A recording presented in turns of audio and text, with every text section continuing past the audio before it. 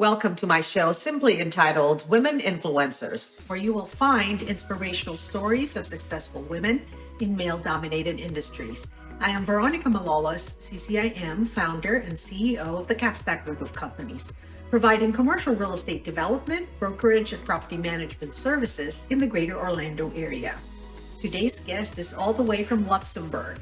Sylvia Rohde-Liebenau is an executive and leadership coach, writer, public speaker who is full of meaningful purpose. There's so much to learn from Sylvia.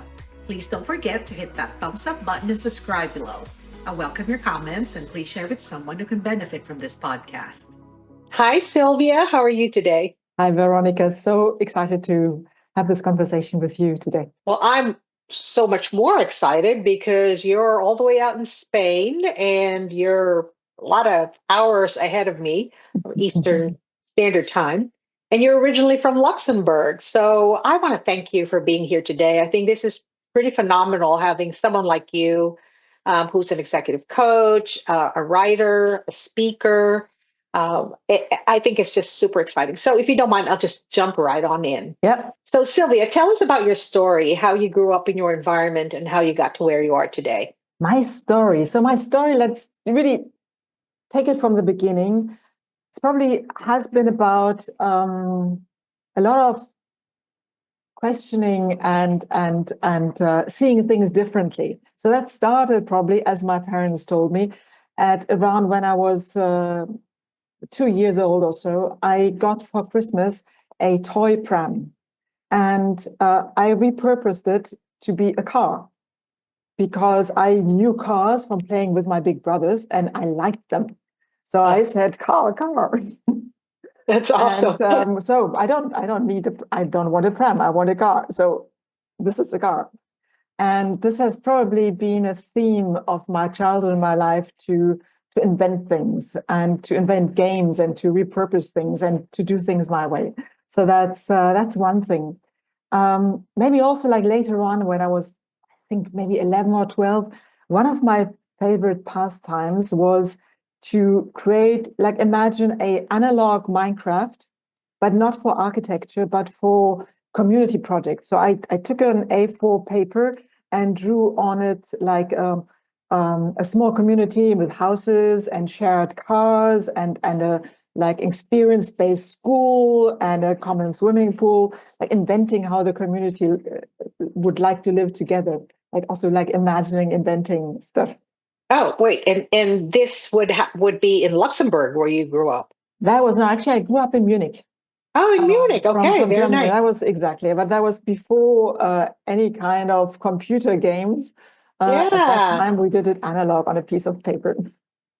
So cool. So cool. And so that was one thing. Then one important element for me also, like for my growing up, was my parents were very like purpose driven. It was always a theme in the family, like what difference can you make for the greater good, like service, being there for others, and how to make a world a better place. And I remember when I was about 14 or 15, I had a conversation with my dad and saying, Dad, that's okay, but I think we first have to look inside, because if we are a mess inside, if we don't take care about like who we are and our inner problems, we're going to create a mess outside. So maybe we want to help, but we're going to be very messy or like not helpful because we are like, we have so many unresolved issues at the inside. So I listened to my dad. Yes, you're right, Dad. We should make a difference, but if we are a mess inside, we're not going to make a good difference. We're going to make a bad difference. And this coming from an 11-year-old? That was like maybe 14, 15. I don't know where I got that from. Maybe because I was always, even as a small kid, I was kind of spiritual, always connected to nature and feeling lots of things. So maybe also this inventing things was like really feeling into what's true. And sometimes we kids know better what is true than adults. And this making my dad think about this came from a very like genuine place. Like, hey, yeah, Dad, you're right, but listen, there's a different thing to it. So it's this inner journey that probably has always been important for me. And so when I was an adolescent also, then I was a bit later, I started with yoga and meditation, which I dropped then at university, because when I got to university, it was all about the mind, thinking and achieving things. So for a number of years, I dropped my like spiritual path. I was much more in the mind. And studying political science and law. Another option that I had considered was psychology. And interestingly, while I was studying political science and law, in political science, I always had topics, chose topics that had to do with psychology, with communication, with like power in society, etc. So I was already like combining the two and learning a lot and being very curious about how societies work, how power in politics work, how power in international relations work. And then when I started to work for a living after my PhD, I kind of had the opportunity in the corporate world to continue studying how do human beings, how do organizations function, how does power function, why do some organizations succeed and others fail. I was always fascinated by that, although at the beginning I was really in the operational work. So I did development cooperation, and this was about defining programs, managing budgets,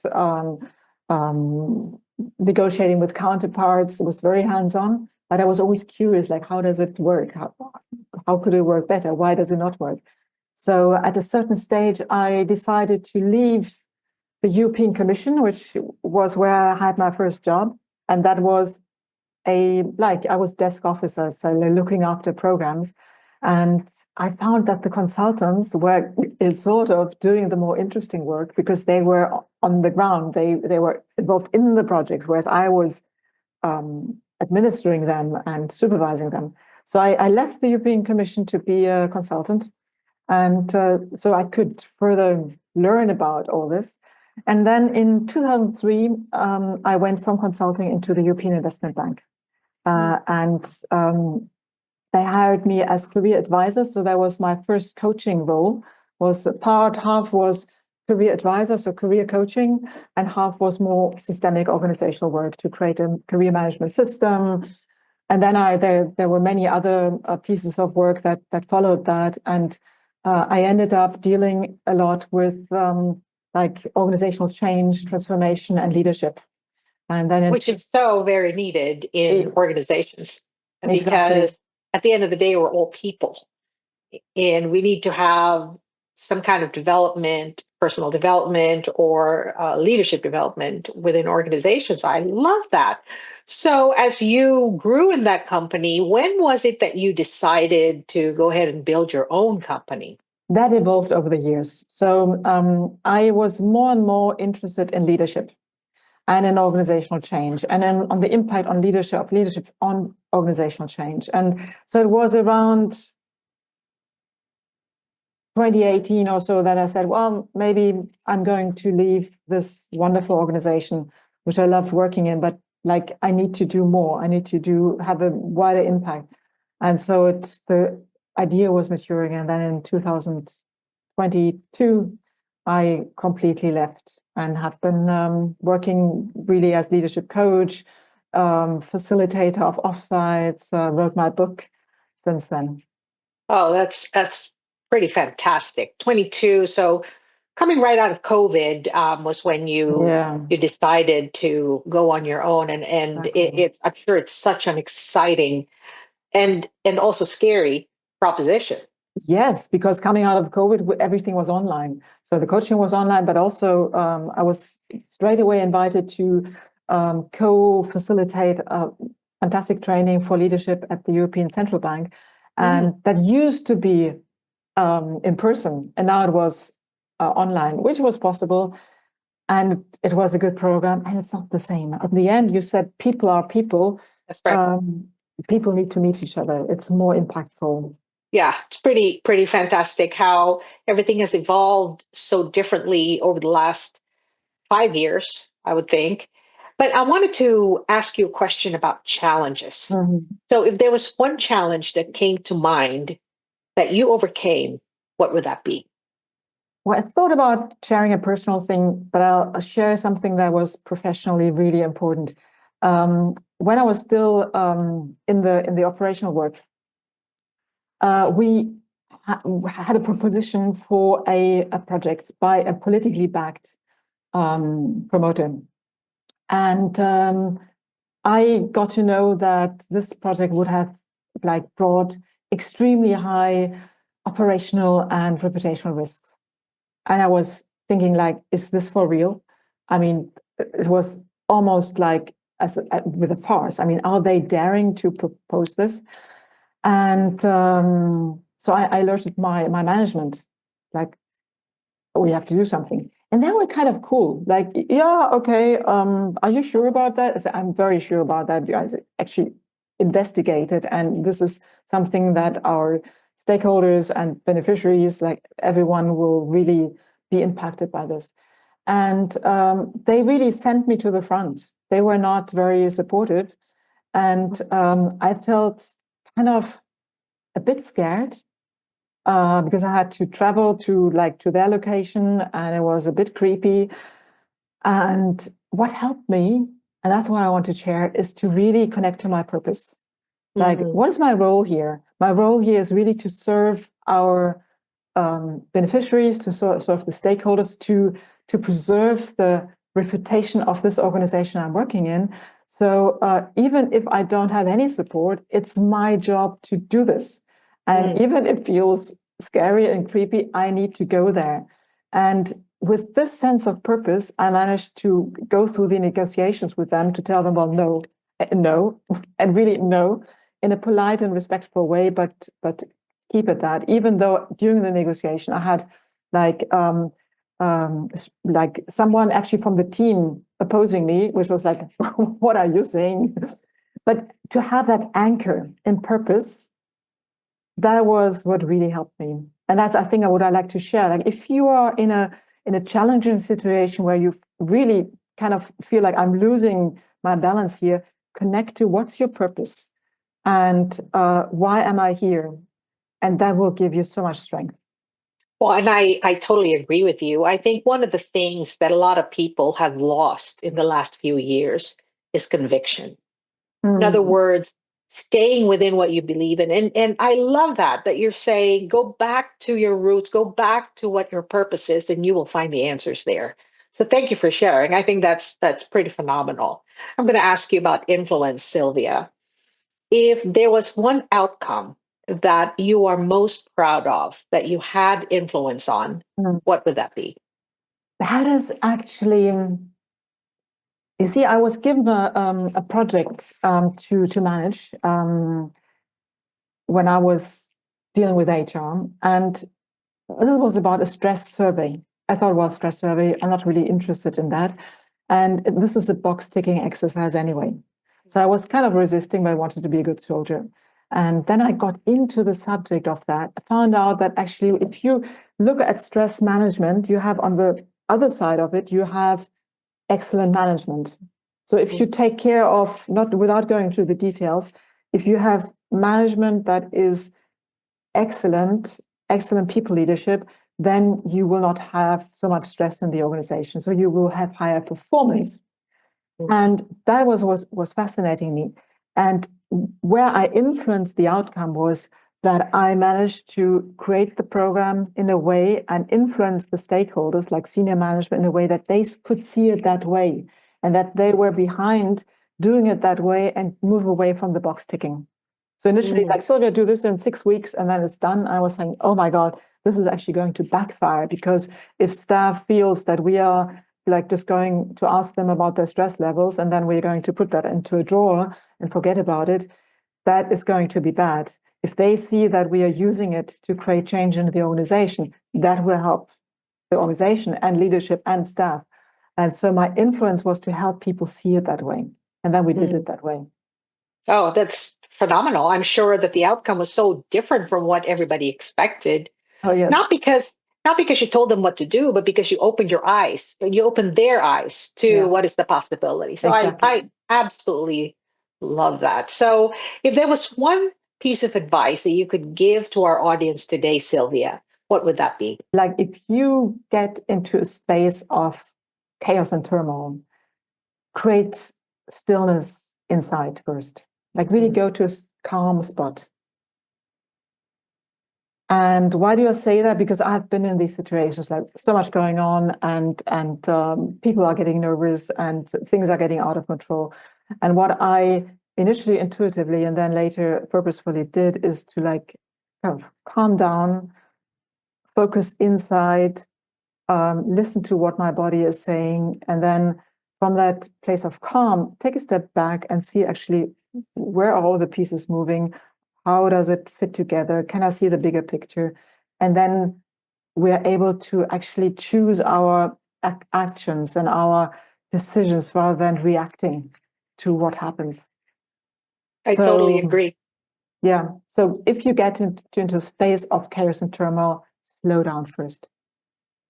I love that. And I totally agree. I think a lot of people, depending on what kind of personality bucket they belong, it's much harder to do that. And it is a skill that can be learned, and certainly a skill that can evolve over time. So we're not really stuck with our own natural personality traits to where there would be some who would just bang away and just go head on. But you're right. I love the fact that you're saying create a space where you can calmly think about your responses. Again, going back to introspective self-awareness, I think that's so powerful, and I want to thank you for that, for sure. So Sylvia, we have come to the part of our interview where you get to ask me a question, so please.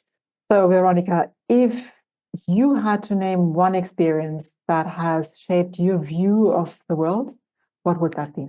Thank you for the question, Sylvia. I was thinking about that. And, if there was one real time and experience that I would talk about, it was when my daughter, I had given birth to her, and 3.5 months later, she was diagnosed with stage 4 brain cancer. Mm. And that experience changed everything for me, Mm. especially because it was the experience that allowed me to go deeper in my faith. Now, you Mm. talk about purpose, you talk about intentionality, you talk about introspectiveness. And I think that that one really, really painful experience, and by the way, she's 22, so by faith alone, she was healed. Mm. So I'm so happy. Of Mm. course, our whole family is always rejoicing and grateful for that miracle. Mm. But it was during that time that I went so deep into my faith that it absolutely changed the lenses that I was looking at the world through. In other words, with my family, with everything that I do in the community, my work, everything comes from that place. Mm. And so the question about the one experience that really shaped that period onwards till today is still that very same one when I got saved and I looked to God for everything, knowing that I am really insignificant in this world and life is so short. Mm. So thank you for asking me that question. I love that question. I truly am grateful for the opportunity to talk Mm. about that. But now you've launched a book, and if anybody in the audience wanted to connect with you or buy your book, tell us a little bit about that and tell us about the book. Okay, so the book is called Who's in Charge? Lead with Real Power and Create an Impact in a Chaotic World. Mm. And it is about giving a new blueprint for leadership. And there are three parts to it. One is about power, like what kind of power do we need to use to be impactful in this complex and chaotic world of today, which is not like the old power, force, and control. It's something different and much more like sustainable and powerful and impactful. The first then is like that is power, and then before that actually comes power is in the center. Before that is energy, because since we are so challenged by what is going on in the world, it is important to know how to manage our energy. So the first part of the book is like, how do you actually understand human energy? How do you manage it? Then the middle is, how do you expand your power? And then the third is legacy, like to add meaning to your life, to not only be successful, but to add meaning to it. Yeah, love it. And how do we get your book? Is it You get available on your, Amazon? it's everywhere on Amazon. So wherever you are in Amazon, on the Amazon worldscape, you can find it. And in some bookstores, but it's much easier through Amazon. Yeah. Well, thank you. Thank you. That's really great. Sounds pretty fantastic. And again, going back to purpose and sometimes even finding your purpose is a challenge for a lot of people. So I'm sure that your book is going to be so valuable to those. Gives ideas also how to find the purpose. And purpose is a fundament for both for energy and for power to be rooted in purpose. I love it. I love it. Now, your links are going to be in the writing below. So to anyone out there who wants to connect with Sylvia, although she's all the way out in Spain right now, but she's from Luxembourg, I think that you'll be able to connect with her. So I want to thank you again, Sylvia, for spending the time with us all the way from Europe. And I'm just always so excited to speak to women like you who have so much purpose and are helping others to be able to find that purpose. So, do you have any parting words for us? Well, thank you, Veronica. I really appreciated our conversation, and thank you for the work that you're doing. I'll also thank you for having it be carried by what you just shared, by your connection to spirituality and religion. Yes, thank you. Thank you so much. Well, I know it's nighttime there, so I'm going to say good night. Wiedersehen. I guess I said that. I don't know if I said that correctly. Perfect. But good night and take care, Sylvia. Yes, Thank you. Too. Great pleasure.